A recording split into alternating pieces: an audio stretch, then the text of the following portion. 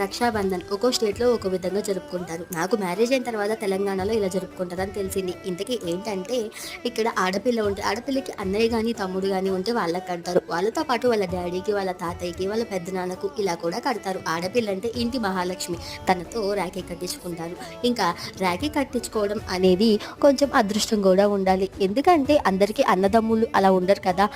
లేని వాళ్ళకి తెలుస్తుంది ఆ పెయిన్ అనేది. ఇక్కడైతే మా హనీగాడు వాళ్ళ డ్యాడీ కట్టేసింది. మంచిగా వాళ్ళ తమ్ముడికి కూడా కట్టింది. వాళ్ళ తమ్ముడికి ఇదైతే సెకండ్ రాఖీ. ఫస్ట్ పుట్టంగానే ఒక రాఖీ అయితే కట్టింది. ఇంకా ఈ రాఖీ సెకండ్ రాఖీ కింద లెక్కొచ్చింది. అలా రాఖీ కట్టేసిన తర్వాత మా హనీగాడి దగ్గర బ్లెస్సింగ్స్ అయితే తీసుకున్నారు. ఇక్కడ ఏంటంటే ఇంటి మహాలక్ష్మి ఆడపిల్ల దగ్గర దీవెనలు అయితే తీసుకుంటారు. అందరూ బ్లెస్సింగ్స్ తీసుకుంటారు. ఇంకా అలానే మా హస్బెండ్ కూడా తీసుకున్నారు. ఇంకా నెక్స్ట్ అయితే వాళ్ళ పెద్దనాన్న వాళ్ళకి కూడా కట్టేసింది వాళ్ళ ఇంటికెళ్ళి. ఇంకా తర్వాత వాళ్ళ తాతయ్య వాళ్ళ దగ్గరికి వెళ్ళి వాళ్ళ తాతయ్య కూడా రాఖీ కట్టింది. మా మామయ్య గారు గిఫ్ట్ కూడా పెట్టారు. మీరు ఎలా సెలబ్రేట్ చేసుకున్నారు రాఖీ పండుగ? కామెంట్ చేసేయండి. లైక్ చేసి సబ్స్క్రైబ్ చేసుకోవచ్చు కదా.